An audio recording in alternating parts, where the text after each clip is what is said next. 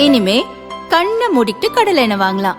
ஏன்னா மந்த்ரா கடலை எண்ணெய் இதயத்தின் தயாரிப்பு. வறுக்க பொரிக்க ஏன் எல்லா சமையலுக்கும் மந்த்ரா தான். மந்த்ரா கடலை எண்ணெய், அபார ருசி, ஆரோக்கியமான உடல் நலம். குவாரிகள் மேல வழக்கு போடாம டெய்லி போராடுற தினக்கூலி விவசாய கூலி மக்கள் மேலதான் வழக்கு போட்டிருக்காங்க. எங்களுக்கு குவாரியெல்லாம் வளர்ச்சிக்கு எதிரானவங்களாம் கிடையாது. எங்க ஊரை அரிச்சு வர வளர்ச்சி எங்களுக்கு வேணாம். ஒரு நாட்டுக்கு முதுகெலும்புன்னு பார்த்தோம்னா விவசாயம் ராணுவ வீரம் தான் சார். அவங்க 2 பேரும் ரோட்ல இறங்கி போராடுற அந்த அவல நிலைக்கு நாங்க எங்க கிராமமே வந்துருச்சு.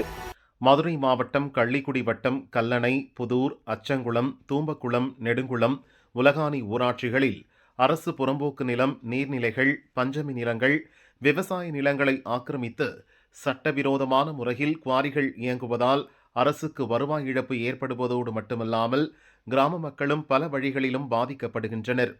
எனவே சட்டவிரோத குவாரிகளுக்கு தடை விதிக்க வேண்டுமென அந்த கிராமங்களைச் சேர்ந்த ராணுவ வீரர்கள் மாஸ்க் அணிந்து வந்து மதுரை கலெக்டர் அலுவலகத்தில் மனு அளித்தனர். மதுரை மாவட்டம் கள்ளிக்குடி தாலுகா கல்லணை, புதூர் கிராமங்கள்ல இருந்து எல்லா விவசாயிகளும் ராணுவ வீரர்களும் இன்னைக்கு ஆட்சியரை பார்த்து மனு கொடுக்க வந்திருக்கோம். ஏற்கனவே இது மாதிரி நிறைய மனு கொடுத்துருக்கோம். எந்த மனு மேல நடவடிக்கை இல்லை. என்ன அப்படின்னா, எங்க ஊர்ல கல்குவாரிகள்னால 1008 பிரச்சனைகள் வருது. இப்போ பிரச்சனை வந்து மருத்துவ ரீதியா அவ்வளவு பிரச்சனைகள் வருது. விவசாயம் செய்ய முடியல, கம்மாய்க்கு தண்ணி வரல, ஆத்துக்குள்ள தோண்டி வச்சிருக்காங்க. உடல் ரீதியாக மன ரீதியாக எங்க மக்கள் வந்து மிகுந்த சித்திரவதைக்கு உள்ளாக்கப்படுறாங்க. எல்லாமே வந்து நாங்க ஆட்சியர்கிட்ட நாங்க மனுவா கொடுத்துருக்கோம், ஆர்டிஓ கொடுத்துருக்கோம், தாசில்தார்ட்ட கொடுத்தோம், விஏஓ, டிடி எல்லாத்தையும் நாங்க மனுவா கொடுத்தாச்சு. இதுக்கு பிரதிபலனம் என்ன கிடைக்குன்னா, அந்த குவாரிகள் மேல வழக்கு போடாம டெய்லி போராடுற தினக்கூலி விவசாய கூலி மக்கள் மேலதான் வழக்கு போட்டிருக்காங்க. கூடக்கோயில் ஸ்டேஷன் இது வரைக்கும் எங்க கிராமத்து மக்கள் மேல எல்லாருமே வந்து மாச சம்பளம் வாங்குறவங்க கிடையாது. எல்லாருமே தினக்கூலி 200 ரூபா 300 வேலைக்கு போற கூலிக்கு போற மக்கள்.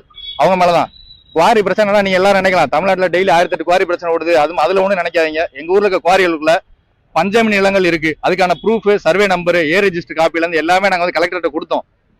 இந்த 20 நாளுக்கு முன்னாடி வந்து மனு வந்து கலெக்டர்கிட்ட கொடுத்தோம். பஞ்சமி நிலங்கள் இருக்கு, 9 ஏக்கர் கோயில் நிலம், ஐயனார் கோயில் நிலம் இருக்கு, பெருமாள் கோயில் நிலம் 12 ஏக்கர் நிலம் இருக்கு.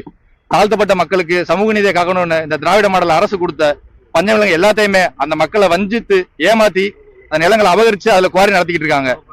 ராணுவ வீரர் கொதிப்புடன் பேசும் வீடியோவை வெளியிட்டு பாரதிய ஜனதா முன்னாள் தலைவர் அண்ணாமலை ஒரு அறிக்கை வெளியிட்டுள்ளார்.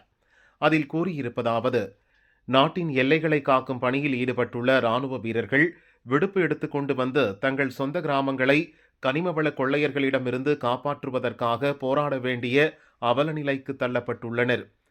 ஊழல் மலிந்த திமுக ஆட்சியின் நிர்வாகத்தின் மீது சுமத்தப்பட்டுள்ள மிக மோசமான குற்றச்சாட்டுக்கான ஆதாரம் இது. அவர்களது கிராமங்களில் உள்ள ஐயனார் மற்றும் பெருமாள் கோயிலுக்கு சொந்தமான நிலங்களும் பட்டியலின மக்களுக்கு வழங்கப்பட்ட பஞ்சமி நிலங்களும் திட்டம் போட்டு கபளீகரம் செய்யப்பட்டு சட்டவிரோதமாக குவாரிகள் செயல்பட்டு வருவது மிகவும் கவலையளிக்கும் விஷயமாக உள்ளது. ஆனால் திமுக அரசு இதையெல்லாம் மௌனமாக பார்த்து கொண்டுதான் இருக்கிறது. காரணம், மாநிலம் முழுவதும் நடக்கும் குவாரி கொள்ளையில் திமுகவும் முழு அளவில் பங்கெடுத்துள்ளது என்பதை மறுக்க முடியாது. எங்களுக்கு குவாரியெல்லாம் வளர்ச்சிக்கு எதிரானவங்களாம் கிடையாது. எங்க ஊரை அரிச்சு வர வளர்ச்சி எங்களுக்கு வேணாம். அவங்களுக்கு இன்னைக்கு குவாரி முடிஞ்சுன்னா, இந்த குவாரி முடிஞ்சுன்னா வேற குவாரி வேற இடத்துக்கு போயிருவாங்க. இந்த ஊருக்கு மட்டும் வேற ஊருக்கு போயிருவாங்க. எங்களுக்கு இந்த ஒரு ஊர் தான், கல்லணை புதூர் ஒரு கிராமம் தான். எங்களுக்கு வேற எந்த கிராமம் கிடையாது. இந்த கிராமத்தோட நாங்க வேணா எத்தனை குவாரி உங்க ஊர்ல செயல்படுத்தி இப்ப புதுசா எத்தனை குவாரி? எங்க ஊர்ல 18க்கு மேற்பட்ட குவாரிகள் வந்து இப்ப இயங்கிட்டு இருக்கு. இதுல இப்ப புதுசா ஒரு குவாரிக்கு வந்து அனுமதி கேட்டிருந்தாங்க.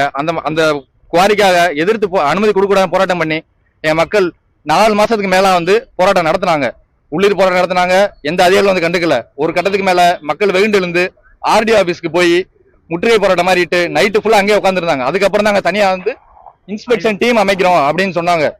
இன்ஸ்பெக்ஷன் டீம் அமைக்கிறேன்னு சொன்னா எங்க ஊர் நாங்க மக்கள் போராடினாக்கா தனியா அமைக்கங்களா சார்? அது வந்து அரசாங்கம் வந்து ஒரு குறிப்பிட்ட இடைவெளியில வந்து ஒவ்வொரு குவாரியும் ட்ரோன் மூலமா வந்து அளவு எடுக்கணும்.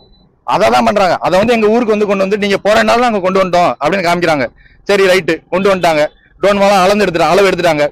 என்ன விதிமுறை, என்ன முறைகேடுகள் நாங்க ப்ரூஃபோட சாமானிய மக்கள் விவசாய கூலிகள் போராடி அந்த டாக்குமெண்ட் எல்லாம் அரசியல் எடுத்து கொடுத்து இல்ல நடவடிக்கை எடுங்க அப்படின்னு சொல்றாங்க. அப்ப நடவடிக்கை எடுக்கல. நாங்க ஒரு ஸ்பெஷல் டீம் அமைச்சு எல்லாம் பண்றோம்னு சொல்றாங்க. பண்ணி ரிப்போர்ட் ரெடி ஆயிருச்சுங்க சார். அந்த ரிப்போர்ட்டை கேட்டா அந்த ரிப்போர்ட்ல முறைகேடு இருக்கு இல்லன்னு அவங்க சொல்லிட்டாங்கன்னா, நீங்க மீடியா நண்பர்கள் எல்லாரும் வாங்க, உங்க எல்லாத்தையும் கூட்டு போய் எங்க ஊர்லயே நாங்க வச்சு காட்டுறோம். எங்க கிராமத்துல மொத்தம் 180க்கும் மேற்பட்ட ராணுவ வீரர்கள் வந்தாங்க. விடுமுறையில வந்து ஏற்கனவே வந்து சிவில் ட்ரெஸ்ல வந்து நாங்க வந்து போராட்டம் வந்து அறிவிச்சு ஒரு மனுவை போய் நாங்க கொடுத்தோம். அதுல எந்த நடவடிக்கையும் இல்ல.